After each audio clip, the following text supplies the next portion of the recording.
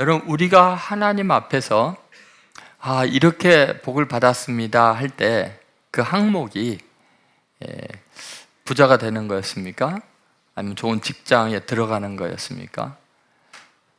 또 아니면 더 건강해지고 아름다워지는 거였습니까? 여러분이 한 해 동안 추구하면서 내가 이룩한 것이 이런 것입니다 라고 자랑할 만한 것이 무엇이 있습니까? 여러분, 기독교인들은요, 분명한 성공의 개념이 있습니다. 그것은 뭐냐면 얼마나 내가 예수님을 따라가고 있었는가, 한 해 동안 내가 예수님을 닮아가고 있는 게 뭐냐는 거예요. 얼마나 많이 벌었느냐, 잃었느냐가 성공의 개념이 아니에요. 얼마나 내가 건강하냐, 병들었느냐, 또 인기를 누렸느냐, 사람들에게 버림을 받았냐, 그게 문제가 아니에요. 어떠한 상황에서도 내가 예수님을 좀 더 닮아갈 수 있다면, 물질적인 어려움을 겪었지만 그럼에도 불구하고 주님처럼 평안하고 단사함을 도우려고 애를 썼다면, 예수님을 따라가는 삶을 살았다면 그것이 바로 성공한 인생이에요. 그게 바로 2023년의 가장 큰 중요한 열매이죠. 여러분, 도대체 예수님을 따라간다는 것이 얼마나 중요한가 한번 생각해 보십시오.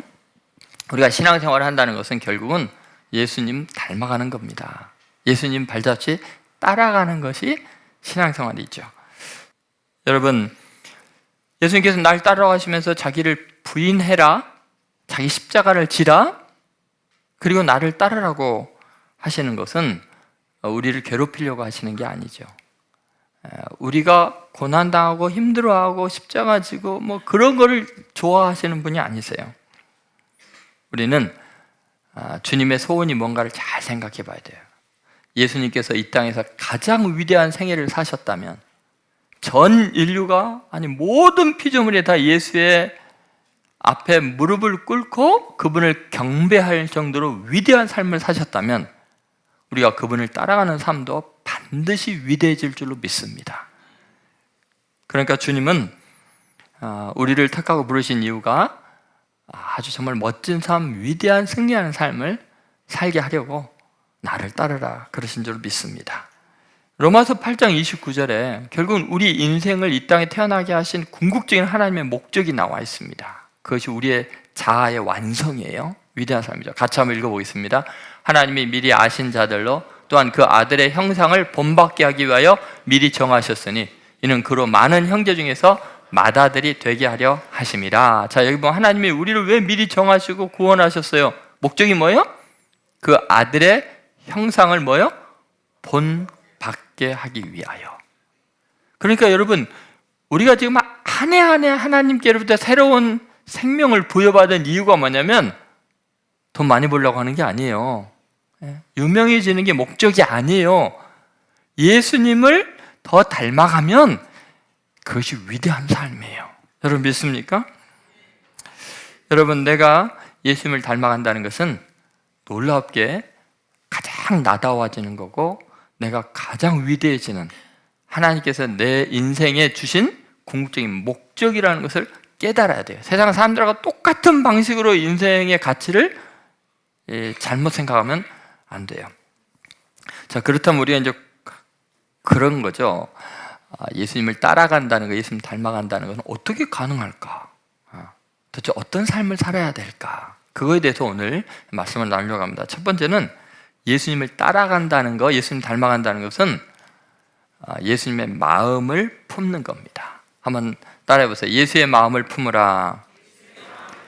여러분, 예수님의 외모를 닮아가라는 게 아니에요. 예수님 따라간다는 것은 어때요? 내 마음이 예수님 마음을 점점 닮아가고 예수님을 내 마음속에 모시는 거 아니겠어요? 그래서 빌립보서 2장 5절에서 11절에 굉장히 유명한 그 그리스도 창가라고 나와요. 예수님이 어떤 분이신가? 그러면서 이렇게 시작을 합니다. 너희 안에 이 마음을 품으라. 곧 그리스도 예수의 마음이니. 여러분 믿습니까? 그러니까 정말 여러분의 마음속에 품어야 되는 게 뭐예요? 너희 안에 예수님 마음 품으라. 그게 예수님 따라가는 거예요. 그럼 예수님의 마음의 그럼 구체적인 특징이 어떤 걸까요? 그럼 내가 예수님을 자꾸 생각할 때 내 안에서 예수의 마음의 특징이 어떻게 나타날까요? 그것이 예수님께서 친히 하신 말씀 중에 마태복음 11장 29절에 이런 말씀이 있어요. 자, 같이 읽어보겠습니다. 나는 마음이 온유하고 겸손하니 나의 멍에를 메고 내게 배우라. 그리하면 너희 마음이 쉼을 얻으리니. 여러분, 예수님의 마음, 내 마음, 이게 나와 있죠. 뭐라 그래요? 예수님의 마음의 특징은 뭐예요? 온유하고 뭐예요? 겸손하니. 어때요? 우리의 마음은 어때요? 여러분, 마음이 온유합니까? 그렇게 쉽게 흥분하고 뒤집어지고, 또는 내가 인정 못 받을 때 분노가 치밀어 오르고, 이거 뭐예요? 좀 더 겸손하지 못하고 온유하지 못한 거. 예수의 마음이 아니고 그건 내 마음이죠. 사탄의 마음이죠. 그래서 예수님은 그러는 거예요. 너의 마음이 좀 쉼을 얻으려면 내 마음을 품어야 되는데, 내 마음의 특징은 뭐예요? 온유하고 겸손해야 된다. 그러니까 여러분, 어떨 때 보면 되게 온유하고 겸손하기도 해요. 예의 잘 차리고 그렇게 부드럽다가 성질 건드리면 이제 뒤집어지죠. 그때는 이제 예수의 마음 다 내팽개치고 이제 자기의 그 죄성이 그대로 드러나게 되죠. 여러분, 예수님의 마음을 품고 살아가는 온유하고 겸손한 사람은 늘 주님과 함께하고 어떤 상황에서도 이 회복 탄력성이 굉장히 강합니다. 마음이 온유하고 겸손한 사람은요, 신기하게 한 며칠 고민하고 괴로워하다가, 물론 인간이니까 억울한 일 당하고 괴롭힘을 당하고 그러면은 욱하는 게 왜 없겠어요. 괴롭게 힘들죠. 그러나 마음이 온유하고 겸손하고 예수님 마음을 품으려고 애쓰는 사람은 어때요? 한 2, 3일 지난 다음에 어때요? 제정신이 돌아와요. 다시 예수님 닮아가요. 왜 그러냐면요, 그 이유가 있어요. 예수님 마음을 품고자 하는 사람은요, 마음이 온유하고 겸손한 사람은요, 신기하게 하나님께서 그의 영혼을 소생시켜요. 새롭게 해요. 그 내용이 시편 57편 15절에 나와 있습니다. 자, 한번 같이 읽겠습니다. 지극히 존귀하며 영혼이 거룩하시며 거룩하다 이름하는 이가 이와 같이 말씀하시되, 내가 높고 거룩한 곳에 있으며 또한 통회하고 마음이 겸손한 자와 함께 있나니, 이는 겸손한 자의 영을 소생시키며 통회하는 자의 마음을 소생시키려 함이라. 여기 소생한다는 게 나오죠? 겸손한 자의 영을 소생시키고 통회하는 자의 마음을 소생시키고. 여러분, 겸손하고요, 온유하게 살아보세요. 얼마나 사람들이 갖고 노는데요. 아주 못되게 굽니다. 그런데 거기에 낙심하지 않고 절망하지 않고 영혼이 어떻게 된다고요? 소생해요. 왜요? 하나님이 너무너무나 거룩한 분이기 때문에 높은 데 계셔요. 그래서 우리들은 그런 생각이에요. 너무나 높고 거룩한 분이니까 나 같은 거는 모를 거라고 생각하는데, 또한 뭐라 그랬어요? 하나님은 통회하고 마음이 겸손한 자와 함께 있나니. 여러분, 하나님이 어디 계셔요? 통회하고 마음이 겸손한 자와 하나님이 함께 있어요. 여러분, 하나님을 높고 거룩한 곳에서만 찾았잖아요. 물론 그러셔요. 그런데 여러분, 하나님이 어디 계세요? 마음이 겸손하고 온유한 사람, 통회하는 사람과 함께 있기 때문에 그런 사람들을 비난하고 괴롭히는 사람들은 하나님에게 바로 찍히게 돼 있어요. 반드시 한순간에 멸망당하게 돼 있어요. 그러나 마음이 온유하고 겸손한 사람은 하나님이 어떻게 한다? 그 영혼을, 마음을 어떻게 한다고요? 소생시키니까 회복이 빨라요. 여러분, 믿습니까? 그래서 예수님의 마음을 품은 사람은요, 늘 그냥 오뚜기처럼 벌떡벌떡 일어나요. 끝까지 이겨나가요. 그렇게 하나님의 소생시키는 기쁨을 맛보는 복된 성도들 되시기를 주의 이름으로 소망합니다. 자, 두 번째, 예수님을 따라간다는 것, 닮아간다는 것은 예수님의 영인 성령의 능력으로 사는 것입니다. 한번 따라 해보세요. 예수의 영인 성령의 능력으로 살자. 여러분, 성령님은 예수님의 영이세요. 그러니까 내 마음에 예수님을 품고 싶은데, 온유하고 겸손한 마음이 되고 싶은데, 내가 노력하고 내가 고행을 하고 결단을 해갖고 만약에 온유해지고 겸손해지잖아요? 그러면 그게 자기 의가 돼가지고 어느 한계까지는 잘 참아요. 그런데 오히려 내가 그만큼 참았는데, 내가 그렇게 온유했는데 나한테 이렇게 돼 하고 한계상이 넘으면요, 배나 더 뒤집어져요. 그래서 옛날부터 그런 말 하잖아요. 착한 사람 화나면 무섭다고. 그런 거 여러분 차라리 겸손하지 말든지 그때그때 풀든지.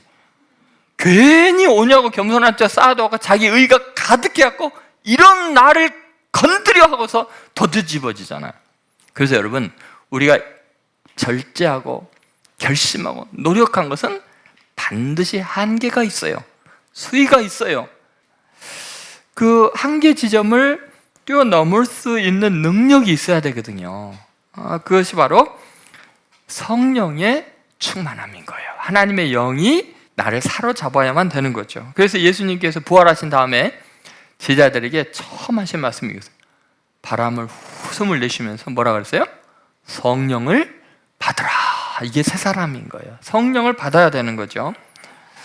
여러분 자기를 부인하는 이유는 내 안에 성령님을 받아들이기 위해서요. 또 성령님이 임하시면 자기 부인이 자연스러워지고 쉬워져요. 갈라디아서 5장 16절 17절에 보면 그 이유가 나와 있는데 자 한번 같이 읽겠습니다. 내가 이르노니 너희는 성령을 따라 행하라.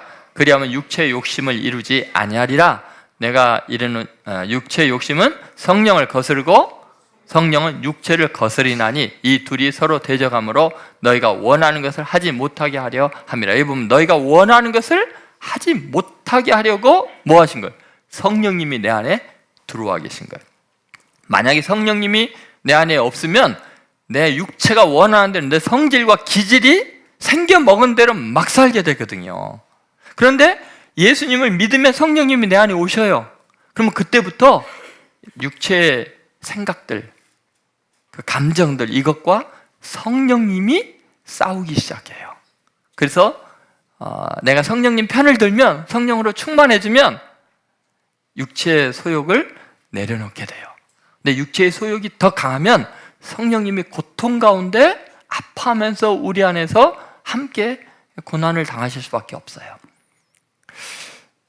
여러분 육체의 욕심을 대적해서 누를 수 있을 만한 강력한 힘이 하나님의 거룩한 영의 충동밖에 없어요. 다른 것들은 안 돼요. 여러분 인간이 아무리 노력을 해도요, 인간 속에서 나오는 것들은 다 연약하기 짝이 없는 더러운 욕망들이죠. 그래서 우리는 이 성령의 소욕을 따라 사는 것이 육체의 소욕을 컨트롤할 수 있는 유일한 길이고 방법이 그거밖에 없어요. 성령님이 내 안에 계셔서 그 영이 내 육체의 소욕을 컨트롤하지 않으면, 성령 충만하지 않으면 모든 인간은요 똑같은 거예요. 별 차이가 없어요. 정말 위험해요. 죄를 지을 수 있는 육체의 욕망을 따라 행할 수 있는 시간이 없고 돈이 없고 물질이 없어서 그렇지, 인간은요 속수무책입니다. 하나님의 성령이 충만하지 않으면요 인간은 한순간에 짐승이 됩니다. 그런데 문제는 뭐냐, 이 세속적인 유혹이, 육체의 소욕이요 너무나 어마어마한 고통을 준다는 거예요. 갈라디아서 6장 8절에 보니까 우리 육체의 욕망이, 우리의 본성이 어떻게 우리 인생을 망가뜨리는가를 보여주죠. 한번 같이 읽겠습니다. 자기의 육체를 위하여 심는 자는 육체로부터 썩어질 것을 거두고 성령을 위하여 심는 자는 성령으로부터 영생을 거두리라. 여기 보면은 육체를 위해서 심는 거, 그냥 본성대로 자기의 성품대로 인품대로 노력한 대로 살아가는 결과는 뭐냐면 반드시 육체로부터 뭐를 거둬요? 썩어질 것을 건다는 거예요. 썩는 고통이라는 게 어떤 거예요? 내 자신, 내 명예, 그동안 노력했던 모든 것, 내 자녀들, 내 영혼 다 썩게 만들어요. 얼마나 고통스러운지 몰라요. 그것은 순간적으로 끝나버려요. 그런데 성령을 위하여 심는 자는 어떻게 성령으로부터요? 뭐를 거둬요? 영생을 거둔다는 것은 영원한 삶이라는 건 썩지 않는 거예요. 영광스러운 거예요. 끝이 없는 거예요. 갈수록 새로워지는 거예요. 그러니까 성령을 따라 행하는 것이 이렇게 중요해요. 예수님을 닮아가는 거 성령 아니고는 불가능해요. 여러분, 그래서 우리는 성령님을 사모해야 돼요. 예수 믿는 그 순간에 우리는 이미 성령님이 내 안에 계시는데 그분이 영향력을 발휘하고 그분이 마음껏 나를 다스리도록 내 마음을 그분에게 드려야 돼요. 그분을 인정해야 돼요. 성령님 나를 다스려 주옵소서. 모든 걸 맡겨야 돼요. 그래야 자신도 행복하고 또 가족도 주위에 있는 사회 전체가 행복해지는 거죠. 여러분 꼭 새해에 성령의 충만함을 사모하시기 바랍니다. 마지막 세 번째는 어떻게 예수님을 따를 것인가, 아주 중요한, 기독교만 아주 독특한 건데요. 그거는 예수님의 사람들을 섬기며 함께 따르는 것입니다. 한번 따라해보세요. 예수님의 공동체를 섬기자. 여러분, 예수님을 따르는 길은 신앙 공동체 속에서 다른 사람들과 부딪히면서 섬기며 용서하면서 사는 거예요. 여러분, 정말 놀랍게요, 우리가 예수님을 따른다고 하면서 예배 시간에 잠깐 예배 드리고 가는 것으로 혼자 명상 기도하고 성경 읽고 그래서 자기 혼자 깨끗해지고 이게 예수님을 따른다고 생각하면 큰 오산이에요. 왜 그래요? 예수님을 따르라 그랬지 네 수양하라고 그런 게 아니잖아요. 예수님이 이 땅에 오신 목적이 뭐죠? 뭐하러 오셨어요? 예수님이 이 땅에 오신 것은, 인자가 온 것은 자기 목숨을 많은 사람의 대속물로 주려고, 다른 사람을 섬기려 오셨다고 이야기했잖아요. 그러면 예수님을 따른다는 건 뭐예요? 예수님의 목적을 따라 우리도 가야 되는 거 아니에요? 그러니까 여러분 한번 생각해 보세요. 예수님이 이 땅에 오신 목적이 많은 사람을 섬기려고 오셨고 그들 영혼을 구원하려고 오셨어요. 그렇기 때문에 여러분, 신앙생활을 혼자 잘하는 거, 경건하게 생각하고 돌을 닦듯이 열심히 살아가고 혼자 성령 충만한 것은 자기 추구예요. 예수님을 따라가라 그랬지 너 혼자 완성이 되라고 말씀하지 않았어요. 여러분, 우리 신앙생활은요, 예수님이 목표로 하는 것을 이루는 게 우리의 삶이에요. 그러니까 여러분, 우리가 성공적인 위대한 신앙생활을 할 수 있는 방법, 그것은 반드시 관계 속에 있어야 돼요. 공동체 속에 활동을 해야만 예수님을 따라갈 수 있고 예수님을 닮아갈 수 있어요. 정말 왜 그런가 한번 생각해 보세요. 자, 여러분, 예수님을 따르기 위해서 먼저 해야 될 게 자기를 부인하고 그 다음 뭐예요? 자기 십자가를 지고 따라야 되는데, 자, 공동체에 속해 있지 않다면, 다른 사람과 부딪히는 게 너무 힘들어서 나 혼자 신앙생활 한다면 자기 부인이 불가능해요. 자기 십자가도 없어요. 여러분 보세요. 혼자서 있는데 자기를 부인할 게 뭐 있어요? 누가 괴롭혀야지. 어떤 갈등이 있을 때 예수님을 닮아가기 위해서 예수님의 마음을 품고 이겨나가야 자기를 부인하는 거 아니에요. 근데 아무도 괴롭히는 사람이 없는데 뭘 자기를 부인해? 내 마음대로 하는데, 내 마음대로 생각하고 자고 싶을 때 자고. 어? 여러분 보세요. 공동체에 헌신하지 않는 사람은 절대로 자기 부인이 불가능하고 십자가도 없어요. 그러면 예수님 따라가는 것은 요원합니다. 여러분, 우리가 어떻게 예수님을 따라갈까요? 자, 언제 예수님 따라가냐면요, 누가 나 괴롭힐 때, 억울한 일 당할 때, 열심히 일했는데 아무도 알아주지 않을 때, 그때 예수님의 마음을 품을 수 있는 거예요. 예수님처럼 반응할 수 있는 거예요. 그럴 때 자기가 부인이 되는 거예요. 예수님은 이 땅에 아름다운 공동체를 이루기를 원하셨어요. 혼자 멋있어지기 원하지 않았어요. 예수님께서 요한복음 14장 2절 3절에 얼마나 아름다운 공동체를 꿈꾸고 있는가, 예수님의 꿈이 뭔가를 알 수 있어요. 한번 같이 읽겠습니다. 내 아버지 집에 거할 것이 많도다. 그렇지 않으면 너에게 일렀으리라. 내가 너희를 위하여 거처를 예비하러 가노니, 가서 너희를 위하여 거처를 예비하면 내가 다시 와서 너희를 내게로 영접하여 나 있는 곳에 너희도 있게 하리라. 자, 예수님은 꿈이 뭐예요? 혼자 멋있어지는 게 아니고 뭐예요? 거처 예배하고 함께 다 같이 살자. 다 같이 살자. 그러니까 필연적으로 공동체 속에 깊이 들어갈 수밖에 없어요. 예수님을 따라가면은 결국은 궁극적인 점이 뭐예요? 천국 생활이에요. 다 같이. 그래서 여러분, 신앙생활 굉장히 중요한 측면이 바로 다른 사람과의 갈등을 피하는 게 아니라 오히려 갈등 속에서 예수님 닮아갈 기회를 잡고 자기를 부인하고 십자가 지는 놀라운 은혜를 경험하게 된다는 것을 믿으시기 바랍니다. 그러니까 예를 들어서 여러분 중에서도 그렇고 저도 그렇고 각가다 그러잖아요. 아유, 그냥 아무도 없는 곳을 떠나고 싶다. 교회가 뭐 이렇게 시험에 들지. 그거는 뭐를 의미해요? 아직 자아가 살아있다는 거예요. 자기 부정을 하고 있지 않은 거예요. 자기의 긍정 속에서 신앙생활을 하고 싶으니까 예수님을 따르는 게 아니라 자기를 우상화시키고 있기 때문에 자기가 상처받는 걸 두려워하는 거예요. 있을 수 없는 일로 생각하는 거예요. 너무 교만하기 때문에. 그거 아직 기독교의 출발선에 서지 않는 거예요. 왜요? 내가 죄인인 걸 인정하는 것이 자기 부인이잖아요. 여러분, 우리는 꼭 공동체 속에서 용서하면서 자기를 부인하는 거예요. 그게 주님을 닮아가는 거예요. 그래서 꼭 잊지 마시기를 바랍니다. 네, 베드로가 물론 한 가지만 여러분 꼭 주의해야 될 게 있는데, 그게 뭐냐면 공동체 속에서 이렇게 예수님을 따라가고 예수님의 뜻대로 살아갈 때 이제 가끔 가다가 시험에 드는 게 뭐냐면, 나보다 더 열심을 내는 사람, 더 헌신하는 사람, 예수님과 더 가깝게 느껴지는 사람을 볼 때 우리가 예수님을 따라가다가 힐끔 그 사람 보게 돼요. 시기심이 갑자기 또 생겨요. 우리는 참 신기합니다. 예수님께 용서받은 은혜에 감격하면서도요, 그래서 예수님께 충성을 다하고 따라가다가도요, 옆에 사람이 나보다 더 하나님께 인정받는 것 같고 더 중요한 인물인 것 같이 느껴지는 순간 우리 마음이요, 또 시기심이 생겨요. 그걸 잘 보여주는 것이 베드로예요. 베드로가 예수님 3번이나 부인하고 저주했잖아요.